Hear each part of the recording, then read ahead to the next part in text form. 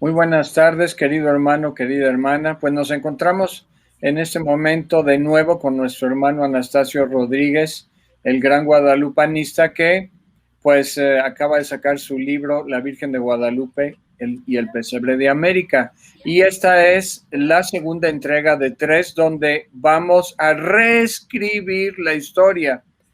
Vamos a despojarla de la versión oficial o liberal, amañada y manipulada, y vamos a entresacar la verdad tanto a nivel histórico como a nivel espiritual de cómo fueron las cosas a nivel prehispánico y a nivel colonial, ¿verdad?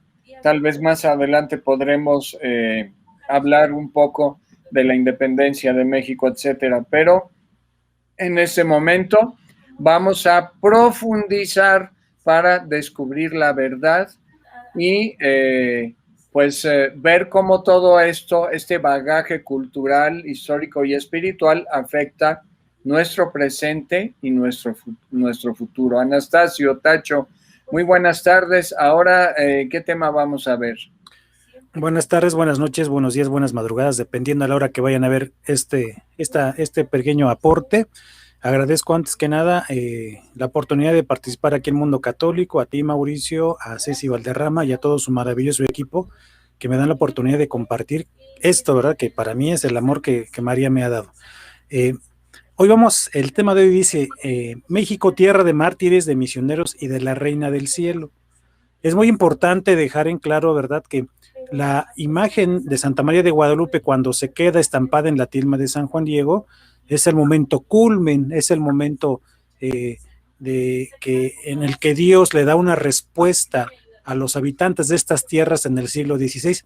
Y cuando digo habitantes de estas tierras no solamente me refiero a los indígenas, sino que también ya había niños mestizos y también es una respuesta a los españoles, sobre todo a los españoles misioneros y al primer obispo de México que va a ser Fray Juan de Zumárraga. Ya todos, es muy conocido el dato por mucha gente de que Fray Juan de Zumárraga, cuando ve esa depresión que hay después entre la conquista y previo a las apariciones, cuando los indígenas empiezan a alcoholizar, empiezan a fornicar, empiezan a perder ahí como que el rumbo, ¿no? Como sociedad, los misioneros españoles se van a sentir muy mal, porque ellos se sentían que, aunque sí eran idólatras, aunque sacrificaban gente, aunque arrancaban corazones, la vida social, fuera de los sacrificios humanos, fuera del ambiente religioso, era una sociedad muy organizada y una sociedad muy respetuosa de la ley. O sea que podemos decir, Tacho, perdón que te interrumpa, que a pesar de que existían situaciones duras y aberrantes como los sacrificios humanos, había también valores y había también cosas muy valiosas de la vida de ellos, de nuestros hermanos, nuestros ancestros mexicas también, ¿no? Y cosas rescatables que incluso hemos llegado a perder unas y otras las seguimos teniendo, como la religiosidad profunda, ¿no? Así es. Algo que dentro de los elementos que nosotros deberíamos de imitar de ellos sería tomar a Dios como el centro de las cosas. Dios era parte primordial, parte esencial, las 24 horas del día, los 365 días del año. Todo, ¿verdad? Todas sus decisiones las tomaban en torno a sus dioses. Entonces, la educación que ellos tienen era una educación sumamente estricta con los niños, pero estricta por el lado paterno, y por el lado materno, la mujer era la encargada de dar ese amor, esa protección y darle los valores a los niños. Se les respetaba a los ancianos, se les respetaba a los maestros. Dependiendo de la comunidad, el aborto no era bien visto, era algo muy, muy mal visto, y ni hablar de la homosexualidad era castigada con la muerte, los empalaban. ¿A qué me refiero con esto?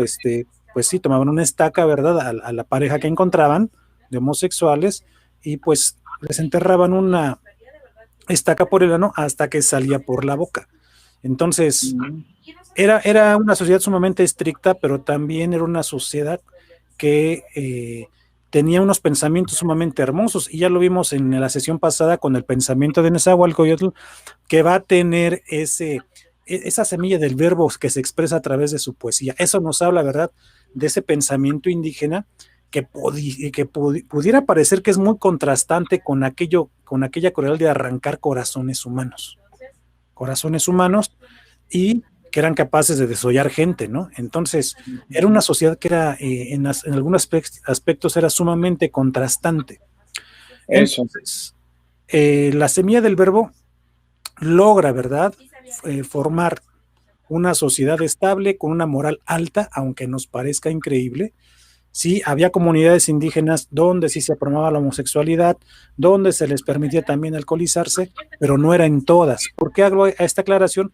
Porque hay igual mucha gente radical de derecha que quieren ver a todos los indígenas como seres inferiores, salvajes, primitivos, cosa que no era así. Entonces, cuando llega Hernán Cortés, lógicamente va a ver que hay grandes templos, que hay sacrificios humanos, que se arrancan corazones, que se desolla la gente, que en algunos casos,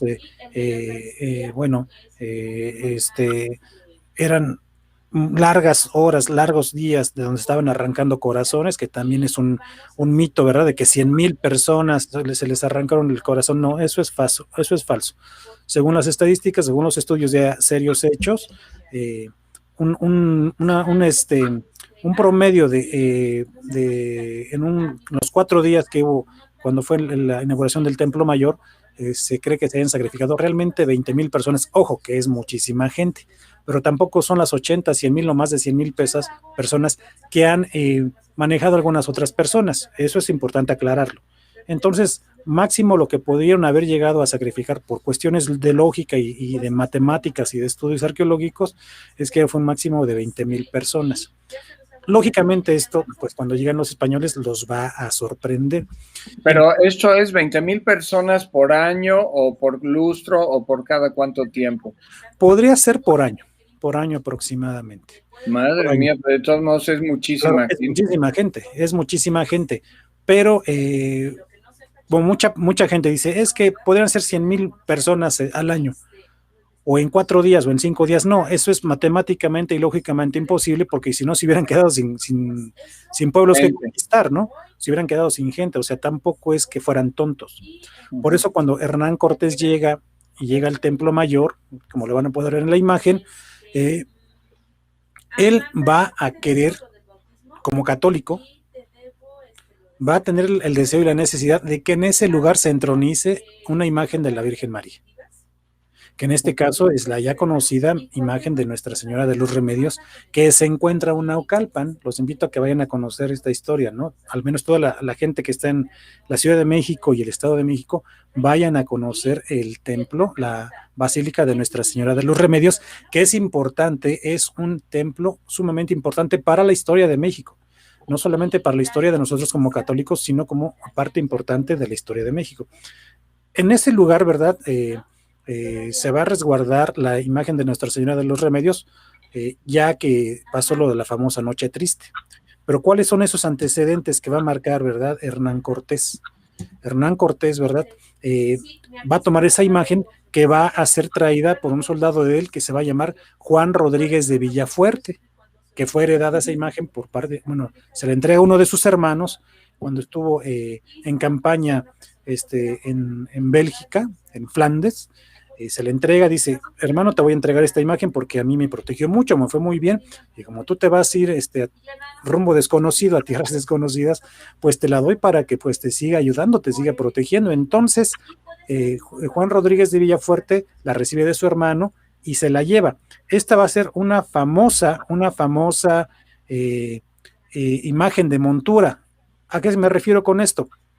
A que las imágenes, ¿verdad?, en aquel momento se llamaban imágenes de montura porque las desarmaban y las metían en una bolsa que iban en las monturas de los caballos, ¿sí? Entonces se llama así, imagen de montura. Entonces, cuando llega, ¿verdad?, esa imagen de Nuestra Señora de los Remedios, y este es un dato importante que todo católico mexicano debe de conocer, va a ser el siguiente dato, ¿verdad? Que la primera misa hecha en el territorio mexicano, no continental, no continental, se realizó en la isla de Cozumel el 6 de mayo de 1518. Fíjense, va a ser en el territorio continental, pero en una isla, parte del continente, pero no propiamente en la tierra continental, ¿sí? Entonces va a ser celebrada por el padre Juan Díaz. Grábense este nombre porque también es muy importante en la historia de la conquista de México. Juan Díaz, y que venía en la expedición de Juan de Grijalva.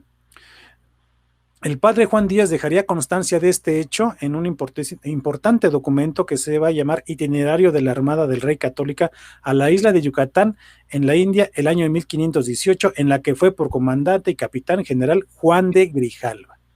Entonces, ahí viene el dato histórico.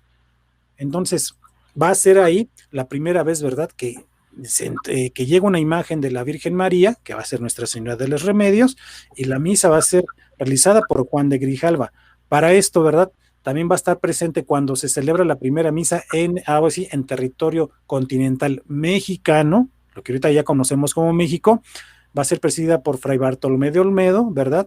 Y por otra vez Juan Díaz, el 17 de marzo de 1519. Estos son datos muy importantes que todos debemos de conocer. Ya después, ¿verdad?, cuando Hernán Cortés ya trae al padre Juan Díaz, cuando ya está en la cuestión de hablar con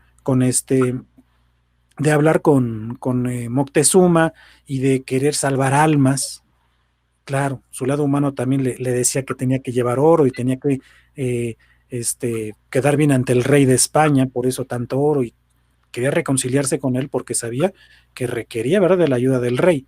Entonces, sí, ¿qué es lo que va a suceder, verdad? Va a insistir constantemente con Moctezuma para que se le permita hacer una misa en la cima del Templo Mayor. Esto realmente es un hecho extraordinario. No, pienso yo que no se le ha dado la debida importancia espiritual a este hecho. ¿Eso sucedió viviendo Moctezuma todavía? Viviendo Moctezuma todavía. ¿Y le dio permiso? Le dio permiso, como lo vamos a ver ahorita. Oh, dice, qué maravilla. Le diría, ¿no? Porque varias veces Hernán Cortés le reclamó a Moctezuma, le dijo, sabes que ya no hagas sacrificios humanos porque tú lo que adoras son demonios. O sea, el Dios verdadero, que es el Dios de misericordia, pues no está contento con eso que tú estás haciendo, que tus sacerdotes hacen. Los españoles se referían a esos sacerdotes indígenas como papas, ¿no? Decía, tus papas, dice, están ahí haciendo cosas que no son correctas y eso no le agrada a Dios. Y esto obviamente va a corroborar lo que decía Nezahualcóyotl, que vimos la vez anterior, ¿no? Nezahualcóyotl decía, es que Dios no puede gozarse, no puede regocijarse, pues en el sufrimiento de sus hijos. Eso ningún padre lo soportaría, ¿no? Eso para Nezahualcóyotl y para no pocos indígenas les resultaba ilógico. Como un padre va a disfrutar con la muerte de su hijo. Después llega Hernán Cortés y reafirma esto que ya había dicho Nezahualcóyotl y que también aceptaba Nezahualpilli y que también se aceptaba, ¿verdad?, en Texcoco y en otros territorios que decían, bueno, ¿por qué tenemos que sacrificar gente? O sea, no está bien, hay algo ahí como que no queda. Entonces, Hernán Cortés le diría lo siguiente, señor, ya muchas veces he dicho a vuestra merced que ya no sacrifiquéis más ánimas a vuestros dioses, que os traen engañados, fíjense, y no lo queréis hacer. Hago, Señor, saber que todos mis compañeros, fíjense lo que dice aquí, que todos mis compañeros y estos capitanes que conmigo vienen, os vienen a pedir por merced o por favor que les des licencia para quitarlos de allí y pondremos a Nuestra Señora Santa María y una cruz. Fíjense qué atrevimiento de Hernán Cortés, qué valiente, qué convicción. Tendrá una vida que ha sido juzgada por la historia de una manera exagerada, complicada, contradicciones humanas como cualquiera de nosotros, pero su convicción cristiana es muy firme, ¿eh? Sí. Dice, y que así ahora nos das licencia, que ellos irán a los quitar y no querrán que matasen a algún papa. ¿Qué le está diciendo? Mis hombres están ya decididos a que vayamos allá, quitemos esos ídolos, pongamos a la Virgen, pongamos una cruz, hagamos ahí una misa, ¿verdad? Y más adelante él diría que inclusive ellos están dispuestos a dar la vida con tal de que se haga así, que ya no se sigan sacrificando seres humanos, que ya no se adoren a esos ídolos y que se tenga que hacer la Eucaristía, aunque en ellos le vaya la vida. Fíjense qué convicción de Hernán Cortés y de todos los hombres, todos los españoles. ¿Y no suspendieron los sacrificios? A pesar de eso, ¿lo siguieron haciendo o no? Es lo que vamos a ver ahorita. Ah. Es lo que vamos a ver ahorita. Entonces, ¿cuál va a ser la respuesta? Y aquí tenemos que entender al pobre de Moctezuma. Moctezuma ya lo había hecho en alguna ocasión, adorador de Huitzilopochtli, sacerdote de Huitzilopochtli, conoce la leyenda de Quetzalcóatl y los indígenas sabían que Quetzalcóatl iba a venir por donde vino, que era más o menos por el puerto de Veracruz, a reclamar lo que por derecho le correspondía. ¿No? O sea que la profecía se cumplió. La profecía se cumplió y eso aquí viene bien descrito en el libro, ¿eh? Es un tema sumamente fascinante. Eso entonces, sería una semilla del verbo, esa misma profecía, ¿no? Exactamente. Entonces, vamos a ponernos en el lugar de Moctezuma. Moctezuma, que es adorador de Huitzilopochtli y que constantemente le tiene que estar haciendo sacrificios humanos y que ha conseguido, ¿verdad? En el tiempo de Moctezuma, es lo que ya muchos no cuentan, historiadores oficiales, que en el tiempo de Moctezuma es cuando el imperio mexica logró más territorio, más riquezas y se hicieron las adoraciones y los templos más suntuosos para sus deidades, ¿no? Él había conseguido las cosas más vistosas para sus dioses, pero a él también le toca recibir a Hernán Cortés bajo ese pensamiento, ¿no? Entonces, él va a pensar que Hernán Cortés viene a reclamar lo que por derecho le corresponde, porque así lo dice la profecía. Va a venir y va a reclamar lo que por derecho le corresponde. Y entonces, por eso, se les va a considerar un dios. Entonces, por lo tanto, al ser un dios, está en un nivel más alto que Moctezuma. Pero entonces, Quetzalcóatl les dice, no a los sacrificios humanos, debe haber una ley moral, no debe haber guerra, o sea, les habla de un amor misericordioso, pero que sobre todo chocaba con la cuestión del sacrificio humano. Eso es muy importante dejarlo en claro. Entonces, él le diría, ¿verdad?, a esta petición, o Malinche, se referían así a Cortés, ¿verdad?, porque Cortés, ¿verdad?, tenía una traductora que va a ser la Malinche o Marina, Malintzin, y entonces a ellos les causaba gracia, ¿no?, que un hombre, que una mujer estuviera hablando por un nombre, ¿no? O sea, tenía que utilizar una mujer para darse a entender. Entonces a ellos les causaba gracia, ¿no? Y por eso se refieren a él como Malinche. Diría, ¿cómo nos queréis echar a perder a toda esta ciudad? Porque están muy enojados nuestros dioses contra nosotros, y ya en vuestras vidas no sé en qué pararán. Lo que os ruego es que ahora al presente os sufráis que yo enviaré a llamar a todos los papas y veré su respuesta. Ya estos dioses, estos demonios ya se habían manifestado diciendo que no querían de ninguna manera a los españoles y mucho menos querían que se celebrara una misa o que se tuviera a la Virgen María en ese lugar. Entonces, ¿qué va a hacer el pobre de Moctezuma? Pues tiene que hablar con sus sacerdotes y sus sacerdotes sí le dan permiso, porque también ven en esos hombres, en los españoles, que son Quetzalcóatl y sus dioses, ¿no? Lo que ellos concebían. Por eso el término Teulen, ¿no? Entonces, la imagen, después de que los papas aceptan, o los sacerdotes aceptan, los sacerdotes indígenas, ¿verdad? La imagen dice, como dice el libro, va a ser puesta en un lugar aparte dentro del adoratorio principal de Huitzilopochtli. Fíjense que era el dios principal.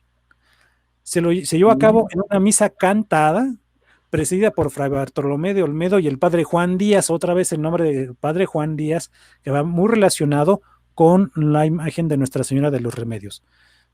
Como digo aquí, según cuenta el relato de Bernal Díaz del Castillo, la Eucaristía se llevó a cabo con muchísima devoción y no dejaban de dar gracias a Dios por este auténtico milagro. Cortés dejó un viejo soldado custodiando el altar para que nadie lo fuera a profanar y pidió a Moctezuma que sus sacerdotes no lo tocaran y que le pusieran velas, incienso y flores durante toda la noche y todo el día. Oye, pero yo supongo que ellos han de haber lavado el lugar porque estaría lleno de sangre, ¿no? Sí, de moscas, oliendo a putrefacto todo, sí. ¿No? Esto que nos comentas, Mauricio, es muy importante porque recordemos que para los indígenas la sangre de los sacrificados era sagrada y no se lavaba. No Madre se mía, lavaba. entonces estaba sancochado de sangre de miles de muertos. Exactamente. Hay algunas crónicas que nos hablan, ¿verdad?, de que los templos tenían unas grandes plastas, ¿verdad?, de sangre ya vieja, añeca, putrefacta, que tenía grandes costras de sangre y que constantemente esa sangre era pues renovada, por decirlo de un modo, a través de los sacrificios, y entonces los españoles preguntaban que por qué no se retiraba esa sangre, por qué no se lavaban esas paredes, esos pisos, porque decían ellos que era una sangre sagrada, Qué que era una horror. sangre de los sacrificios, por lo tanto pues se tenía que quedar ahí. Por eso cuando llegan los españoles les causa gran asco.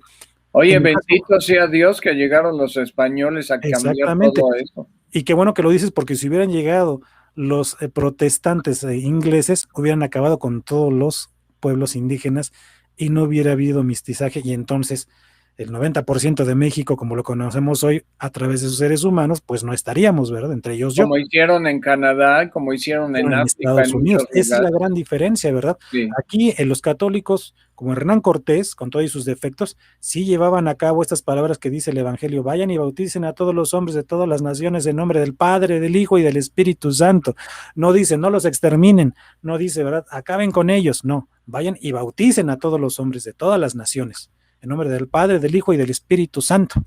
Entonces también hay que poner en contexto también esto, que ya estamos hablando de que ya se está dando lo que es el movimiento protestante por parte de Martín Lutero, y que viene un personaje muy singular como Zwinglio y Calvino, que son los que van a sacar esa pésima teología de la predestinación que hasta el día de hoy ha causado muchas muertes y la sigue causando, ¿no? Ese pensamiento protestante de que, bueno, yo soy pueblo escogido por Dios, y entonces yo puedo acabar con todos esos pueblos que a mí me estorban, porque al final de cuentas yo soy el pueblo escogido por Dios. Y esto es algo similar a lo que pensaban los mexicas, ¿eh? Los mexicas, sí. Todos esos pensamientos supremacistas siempre terminan mal, siempre acaban mal, ¿verdad? Y en consecuencia, pues son de inspiración demoníaca, ¿no? Porque precisamente Jesucristo de lo que nos habla es de ir por todos los hombres, ir por toda la gente, bautizarlos y hermanarlos a todos, no someterlos, no destruirlos, ¿no? Lógicamente. Entonces, sí se lava ese templo, se pone la imagen, y como diría Bernal Díaz de Castillo, lo digo aquí, por lo que contaba Pedro de Alvarado a Cortés sobre el caso, era que por librar los mexicanos al Montezuma por su Huichilobos, se le mandó que pusiésemos en su casa la imagen de Nuestra Señora de la Virgen Santa María y la Cruz, y más dijo que había llegado muchos indios a quitar la santa imagen, fíjense, del altar donde la pusimos, y que no pudieron quitarla, y que los indios lo tuvieron a gran milagro. Y que al Montezuma, él les mandó que dejasen en el mismo lugar y el altar, que no curasen de hacer otra cosa, y así la dejaron. O sea que antes de las apariciones de Nuestra Madre Santísima de Guadalupe se dio esta mariofanía, esta manifestación de Nuestra Madre, que no pudieron remover la imagen sagrada de la Virgen del Templo Mayor, ¿verdad? No pudieron quitarla, le aventaban cosas, la levantaban, y entonces al no poder algunos tocarla, no levantarla, al arrojarle cosas y que le rebotaran, flechas, fuego y que le rebotara, eso a los indígenas les causó mucho impacto. Y tan es así, ¿verdad?, que viene un momento de sequía, ¿no?, y caían las lluvias, y van y corren a Cortés, ¿verdad?, al Templo Mayor: oye, ¿sabes qué? Pues nuestros dioses ya se enojaron, ya nos abandonaron, ya se fue Tlaloc, porque era el dios de la lluvia, ya no están cayendo agua, va a haber hambre, va a haber sequía. Y entonces, ¿qué es lo que hace Juan Díaz? Saca, ¿verdad?, a la imagen de la Virgen de Nuestra Señora de los Remedios, y en ese momento empieza a llover, y en ese momento los indígenas quedan sorprendidos, y entonces hay conversiones. Esto no lo tengo aquí escrito, pero bueno, también viene en el libro. Entonces los indígenas se quedan impactados. Entonces, los sacerdotes indígenas le habían dicho a Moctezuma, ¿verdad?, que los dioses les habían dicho que se tenían que ir, o tenían que quitar esa imagen, y tenían que matar a los españoles, porque si no, los dioses los iban a abandonar. Y como esto sucedió, no quitaron la imagen, ¿verdad? No se fueron los españoles. Un año después va a venir la conquista. Entonces, para los indígenas va a ser un momento de mucho dolor, pero yo digo, claro, estoy hablando desde mi muy humilde punto de vista, Yo no soy un exorcista, yo no soy un experto, pero yo pienso, y le he preguntado a algunos sacerdotes que han estado de acuerdo conmigo, que cuando se entroniza la imagen de la Virgen María, yo pienso que desde ese momento la Virgen María reclama estas tierras como suya. Claro que sí, porque se vio también en el clima, en ese suceso maravilloso de que no pudieron dañar, ni destruir, ni remover la imagen. Exactamente. Entonces, y yo lo pongo así en el libro, a partir de aquel momento, efectivamente, sus demonios son expulsados de estas tierras. Ya nada más faltaba el momento que se diera la conquista y de esa muerte, y así lo describo, ¿verdad? Que reinaba en esos templos, se desborda, ¿verdad? Esa muerte y viene la gran tragedia de la conquista, que va a culminar el 13 de agosto de 1521. Y es a partir de ese momento, ¿verdad?, que los indígenas se van a sentir abandonados por sus dioses, porque sus dioses así se los hicieron saber, o sus demonios. Si esta mujer no se retira, ¿verdad? Si esa cruz no se va, si no se van esos blancos, pues los vamos a abandonar. Y así sucede, los dejan, los abandonan. Entonces, yo pienso que en aquel momento, con esas misas, lógicamente, en el templo mayor, en el lugar donde se adoraba a Huitzilopochtli, en el lugar donde se derramaba la sangre a chorros, en ese lugar se entroniza a la Virgen María y le da patada en el trasero, ¿verdad?, a esos chamucos, a esos demonios, y es algo que no les va a gustar. Entonces, para mí, ¿verdad?, es un exorcismo que hace la Santa Misa, que se hace a través de la Eucaristía. Se entroniza la imagen de Santa María, ¿verdad?, de los Remedios, y se pone a un lado de la imagen de Huitzilopochtli.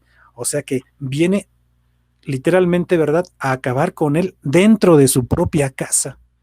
Entonces esto para Huitzilopochtli fue una humillación total. Y para los sacerdotes de Huitzilopochtli, ¿no? Y entonces ya entendimos, ¿verdad?, por qué Moctezuma entró en ese gran dilema, porque él pensaba, bueno, yo adoro a Huitzilopochtli, le he sacrificado a mucha gente, pero resulta que este hombre que es Quetzalcóatl está en contra de los sacrificios humanos, y pues yo tengo que obedecer también a Huitzilopochtli, pero resulta que si él me dice que no lo haga, en este caso Cortés y sus hombres, Cortés, que es Quetzalcóatl, me dice que no haga sacrificios humanos, pues ¿a quién le hago caso? ¿A Huitzilopochtli o a Quetzalcóatl? El pobre hombre en ese momento tiene una batalla interna espiritual muy fuerte, que mucha gente muchas veces lo quieren ver como un traidor, como una persona que no estuvo a la altura. No, la situación que él vivió fue una situación sumamente dramática, un conflicto interno que prácticamente le costó la vida, ¿no? Entonces, ¿a quién le haces caso? Al Dios al que te has consagrado, que te exige sacrificios humanos, o le vas a hacer caso al Dios que viene a reclamar lo que por derecho es de él y que te pide que no hagas sacrificios humanos. Es una situación, digo, que espiritualmente creo que a ninguna persona le gustaría estar en una situación así. Sí. ¿No?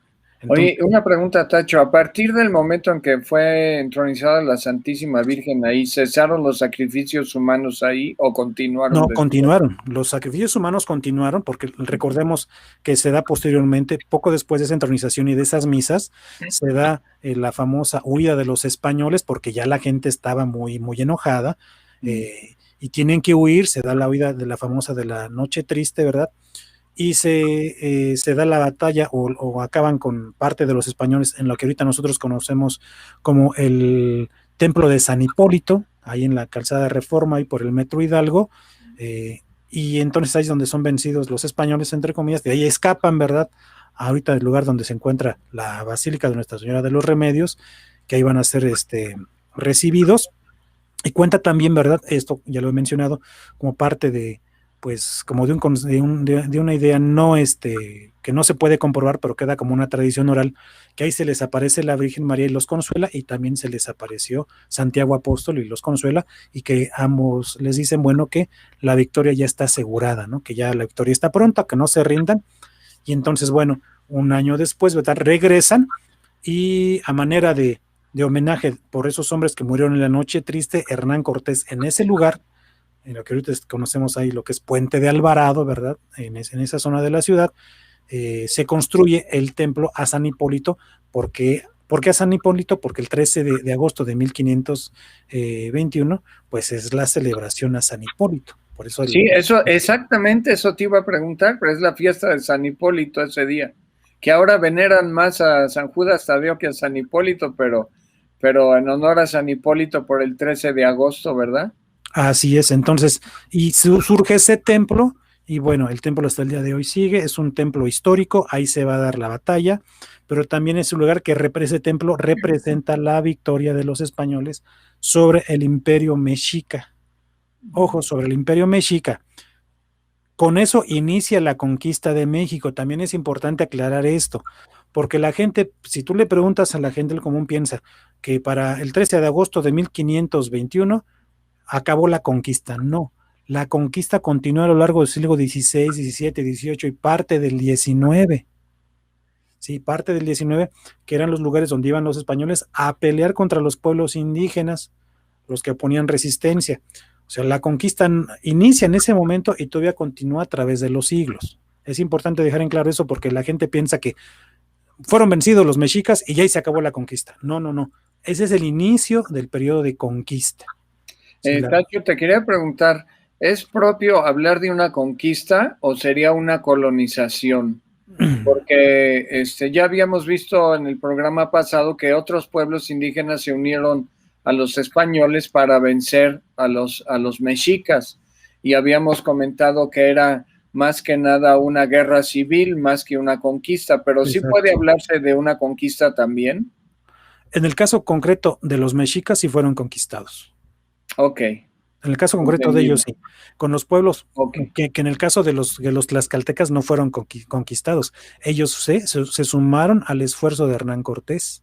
Eso sí es importante dejarlo en claro también porque igual se le ha tachado muy mal a los tlaxcaltecas a lo largo de la historia y a los pueblos otomíes y a todos aquellos pueblos que apoyaron a los españoles, pero se han ensañado más contra los pueblos de Tlaxcala, ¿no? La gente de Tlaxcala.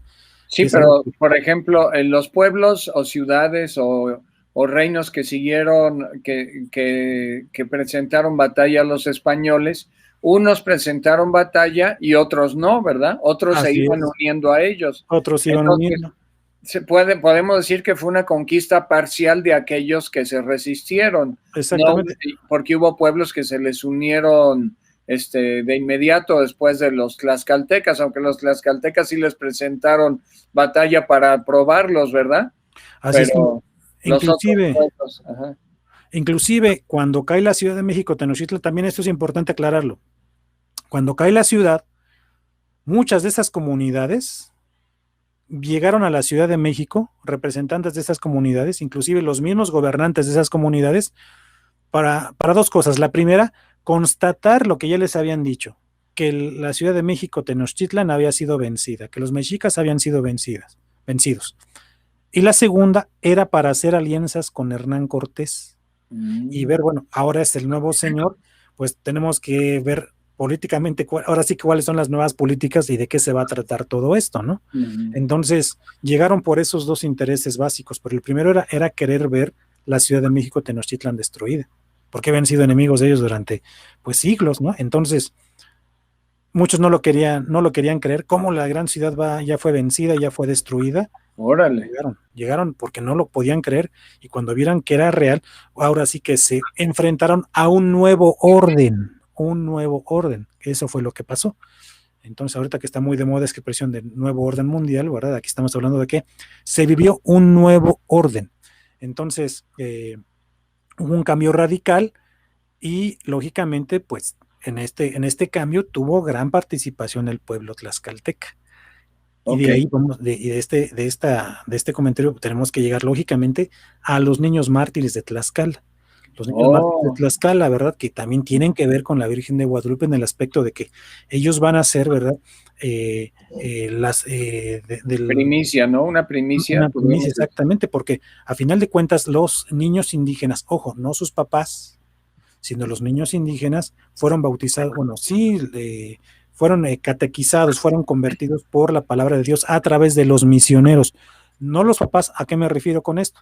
Porque recordemos, como está en la imagen, por ejemplo, está el bautizo de los 4 señores de Tlaxcala, o los 4 caciques de Tlaxcala, que se unen a Cortés más por una conveniencia ¿verdad? Más porque un requisito que les pedía Hernán Cortés, que para que Hernán Cortés se ganara la confianza, ¿verdad?, de estos 4 señores de Tlaxcala y sus pueblos, tenían que bautizarse, y entonces estos señores se van a bautizar más por conveniencia que por una convicción, por una conversión, con tal de darle el favor a quién, a Hernán Cortés, ¿verdad? Ya que él se dieron cuenta que estaba juntando a los pueblos, ¿para qué? Para ir a combatir a los mexicas.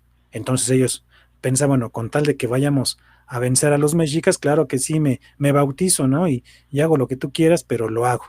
Pero el chiste es que yo quiero ir a combatir, tú vas a encabezar y vamos a ir contigo. Entonces, los adultos no querían acercarse a los misioneros ven complicado, ¿verdad?, que los adultos quieran convertirse.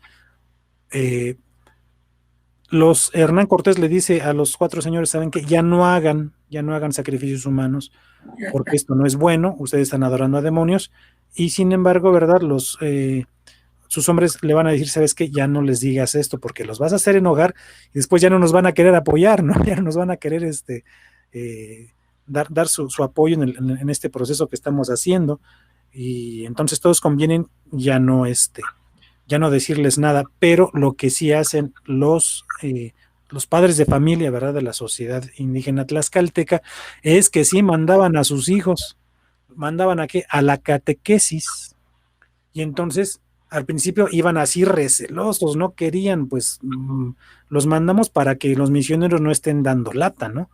Pero resulta que poco a poco van viendo que lo que les enseñan ahí son cosas buenas, son cosas positivas, y entonces ya ven con agrado, ¿verdad?, que sus hijos vayan a la catequesis, que vayan a aprender las cosas de Dios. O sea que se van abriendo poco a poquito. Se fueron abriendo poco a poco, pero fíjense, los misioneros decían, no perdamos el tiempo con los adultos porque ellos ya tienen su vida hecha y es muy difícil bajo la circunstancia que estamos viviendo. Entonces vámonos sobre los niños, que es la raíz, ¿no? Los que van a ser la futura iglesia. Y entonces es por eso que llegamos entonces ahora con los niños mártires de Tlaxcala. Que increíble que yo nunca hubiese pensado que tenían alguna relación con la Mariofanía de Nuestra Madre de Guadalupe. A ver, síguenos platicando, por favor. Los niños mártires de Tlaxcala, ¿verdad? Cristobalito, Antonio y Juan.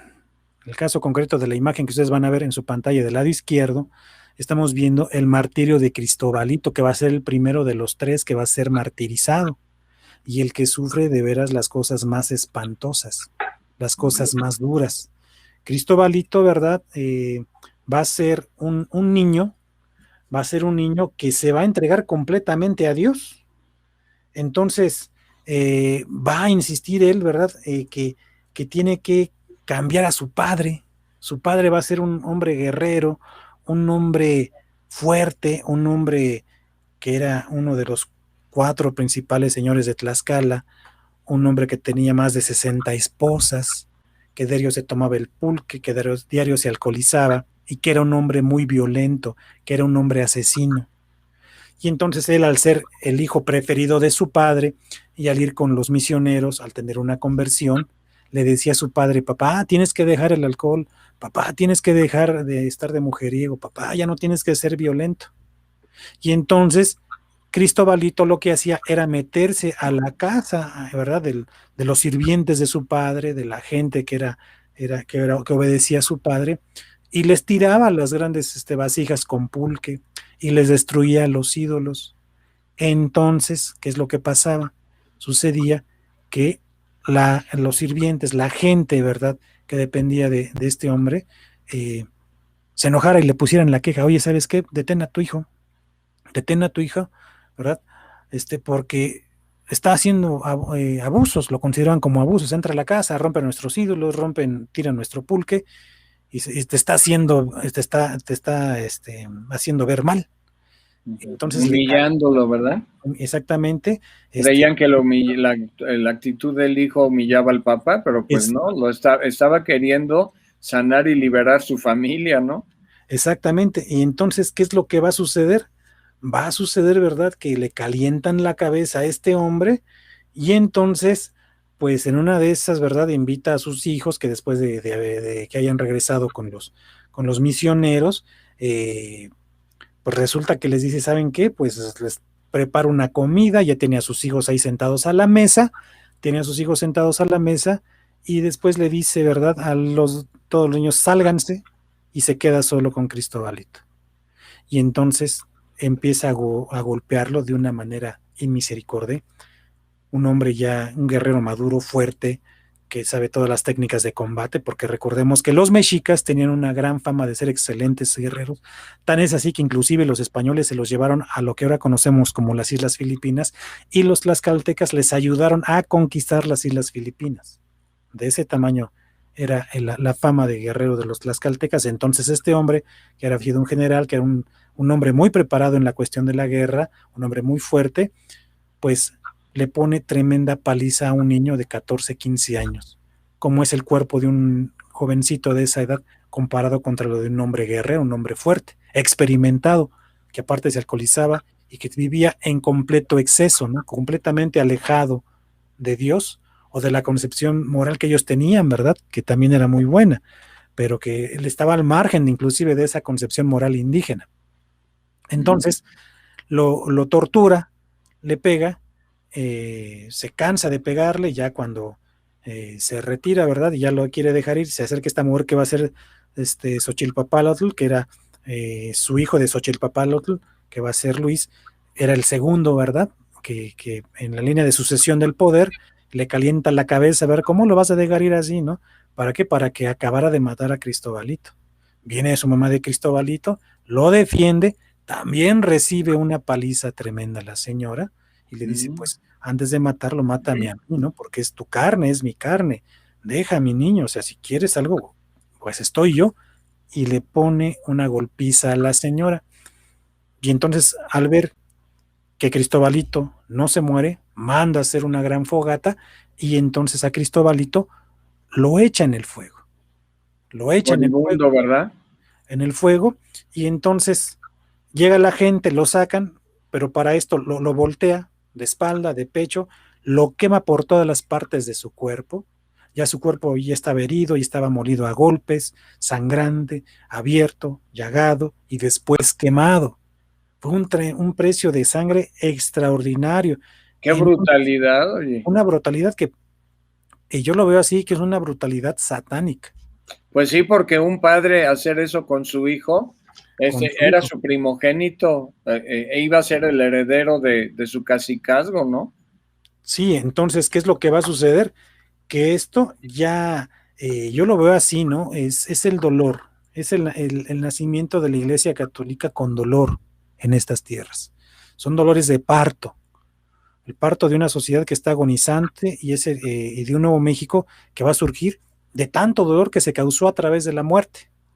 Entonces, dejan a su niño, ¿verdad? Ya lo rescatan, lo sacan del fuego, y toda la noche se la pasó con dolor, se la pasó con la agonía, y cuando amanece, pues ya le acercan por ahí un atole, le acercan ahí algo de comer, el niño toma su atole y habla con su padre y le dice, papá, esto que tú me das, pues yo te lo agradezco, ¿verdad? Porque lo que es tu reino, pues a mí no me interesa, a mí me interesa a dónde me estás enviando, que es el reino de Dios. Órale. Lo perdona, y pues en ese momento muere. Entonces, creo yo, junto con la sangre de Antonio y Juan, que la sangre de Cristobalito y la de Antonio y Juan va a ser la sangre con la que la semilla del verbo germina y va a dar una flor, que va a ser una flor maravillosa, que va a llegar y va a entregarnos todo su aroma y toda su belleza entre el día 9 y 12 de diciembre de 1531. No podemos separar, ¿verdad?, el hecho histórico de los niños mártires de Tlaxcala de Santa María de Guadalupe. Por eso, tanto el trabajo de misioneros, el trabajo de Fray Juan de Zumárraga, que también es extraordinario y que también lo podemos ver en otra ocasión, ver las peripecias que tuvo que hacer Fray Juan de Zumárraga para que se fuera posible la evangelización en estas tierras, y lo agotador espiritual, mentalmente, que fue esto, dio como resultado también a Santa María de Guadalupe. O sea, Santa María de Guadalupe es una consecuencia de muchos elementos, Sí, no solo de la oración de Fray Juan de Zumárraga, sino yo creo que cuando nuestra Madre del Cielo vio cómo esos niños iban a evangelizar, eran misioneros y después familias tlaxcaltecas enteras se fueron al norte de la Nueva España a evangelizar, y todo eso, yo creo que toda esa sangre de esos niños clamó al cielo. Como dicen, sangre de mártires, semilla de nuevos cristianos, dice Tertuliano, y así se cumplió ese dicho, esa profecía, ¿no? Que tenemos en nuestra iglesia desde hace 1800 años. Así es, y fíjense, y ya después con Antonio y Juan, que va a ser en 1529 la muerte de ellos, la muerte de Cristobalito, también va a ser inspiradora, la muerte de Cristobalito va a ser en 1527. Entonces, Fray Bernardino de Minaya, ¿verdad? Va a ser un misionero que se va a dirigir a lo que es la zona de Oaxaca, lo que ahorita ya conocemos como Oaxaca. Y curiosamente en Oaxaca es donde nace ¿cómo se llama? La adoración y el mito de Xipetotec, que también tiene que ver, ¿verdad? Con la Virgen de Guadalupe, curiosamente. Entonces, va a llegar, ¿verdad? A Tlaxcala y va a ser recibido por Fray Martín de Valencia y le va a decir, ¿sabes qué? Pues Fray Martín de Valencia le muestra que tiene un grupo de niños que ya están siendo preparados y que son muy animosos, que son niños muy comprometidos. Y le dice, ¿verdad? Oye, no habrá modo ahí de que unos niños quieran venir a apoyarme a este proceso de evangelización y de destrucción de ídolos. Y entonces pasan al salón de clases, ¿verdad? Y les dicen, ¿quién quiere ir, no? Y entonces Antonio levanta la mano y pues Juan, que era su sirviente, pues también se lo lleva.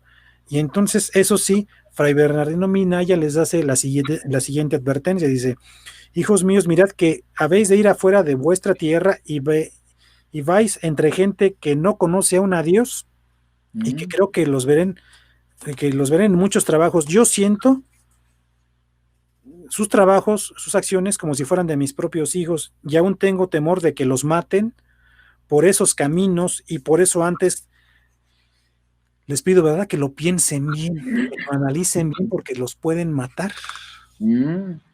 Pero la respuesta de los niños es maravillosa. Padre, para eso nos han enseñado lo que toca la verdadera fe, pues cómo no había de haber entre tantos quien se ofreciese a tomar el trabajo por servir a Dios. Nosotros estamos aparejados para ir con los padres y para recibir de buena voluntad todo trabajo por Dios. Y si Él fuere servicio de nuestras vidas, ¿por qué nos las pondremos por Él? ¿Por qué no las pondremos por Él? ¿No mataron a San Pedro, crucificándole y degollando a San Pablo, y San Bartolomé no fue desollado por Dios? Pues, ¿por qué no moriremos nosotros por Él si Él fuere servido? O sea que están ofreciendo sus vidas como una ofrenda a Dios, ¿verdad? Una ofrenda de amor y servicio. Fíjense, las palabras de tengan cuidado, pueden morir. Venimos a morir. Si Dios requiere de nuestras vidas, estamos dispuestos a entregarlas. Otro niño por ahí dijo, ¿verdad? Pues es que ahorita es el momento perfecto, ¿verdad? Donde es más fácil ir al cielo. ¿Quién dijo esto, no? Ese es el momento que ahorita ir al cielo, pues prácticamente está de oferta, es muy fácil llegar al cielo. Así lo dijo también San José Sánchez del Río, ¿verdad? Sánchez del Río. Esa es una similitud entre ellos dos. En el caso concreto de Antonio y Juan, estaban dispuestos a dar su vida. Y en el caso concreto, por ejemplo, de Cristobalito, no esperaba dar su vida, pero la dio. Y la dio de una manera cruenta. Y ya cuando llegan estos niños, ¿verdad?, a las casas, empiezan a sacar ídolos, pero resulta que los sorprenden en una casa y los matan a palos, como se ve en la imagen, ¿no? Se ve en la imagen cómo están siendo molidos a palos. Oye, entonces, ¿cómo no iba el cielo a responder a esto nuestra Madre Guadalupe? Y sobre todo ahora ya entiendo por qué Tlaxcala es una tierra tan bendecida, donde se aparece San Miguel Arcángel y nuestra Madre en Ocotlán, y ahí es en las tierras de ese primer pueblo cristianizado de América, los tlaxcaltecas, surgen esas fuentes benditas para curar el chocolistli, ¿no? El Exactamente, Cocolistli. Cocolistli. Entonces, en Tlaxcala, que es tierra bendita de Dios, porque ahí se derraman la sangre de los primeros mártires del continente. Estamos hablando de no europeos, sino estamos hablando de gente indígena y niños, los niños indígenas. Qué orgullo, qué ejemplo y qué belleza, hermano. Entonces, ¿cómo no relacionar esto con la Virgen de Guadalupe? Lógicamente hay una relación sumamente estrecha, porque también la sangre de estos santos niños de Tlaxcala, los santos niños mártires de Tlaxcala, insisto, desde mi punto de vista, puedo estar equivocado, pero yo creo que no, que esa sangre derramada va a germinar, insisto, una hermosa semilla del verbo que va a dar, ¿verdad?, una hermosa flor que es Santa María de Guadalupe. Y de ahí, fíjense, estamos hablando de gente laica, ¿eh? Estamos hablando de laicos, y en estos tiempos donde la persecución de la iglesia cada día que pasa se está agudizando más, la sangre ya de nuestros mártires, ¿verdad?, de la guerra cristera, pues seguimos recibiendo esos beneficios, pero como dijo por ahí alguna vez lo escuché en un sacerdote, nosotros los mexicanos como que estamos abusando de la sangre de los mártires cristeros como iglesia y no estamos aportando mucho. Entonces, pero todo buen católico está dispuesto a dar su vida por su iglesia, por Dios. No, pero estos niños hicieron una batalla espiritual orando y evangelizando, y eso es lo que nos toca ahorita, rescatar a nuestra patria orando y evangelizando, E ir sin miedo. Y si claro. Dios requiere mi vida, pues claro que estoy dispuesto a dársela. Eso es lo maravilloso de los santos niños mártires de Tlaxcala. 3 pequeños que nos ponen ejemplo a todos.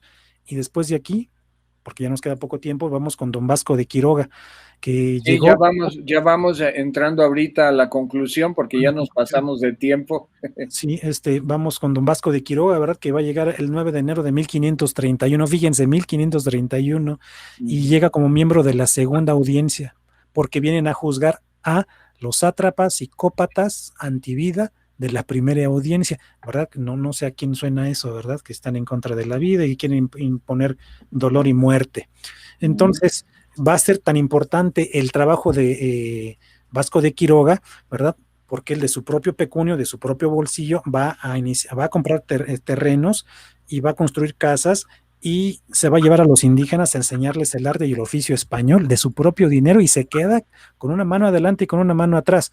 Y entonces esto va a provocar que don Fray Juan de Zumárraga diga esto de él, siendo oidor, gasta cuanto su majestad le manda dar de salario a no tener un real y vender sus vestidos para proveer a las congregaciones cristianas que tienen 2 hospitales, el uno en esta ciudad y el otro en Michoacán, haciéndoles casas repartidas en familia a su costa y comparándoles tierras y ovejas con que se puedan sustentar y no de otro que lo iguale en esta tierra. Y para mí es harta reprensión, fíjense, y para mí es harta reprensión, y téngolo por dicho y averiguado que nos ha de hacer vergüenza a los obispos de acá, especialmente a los frailes.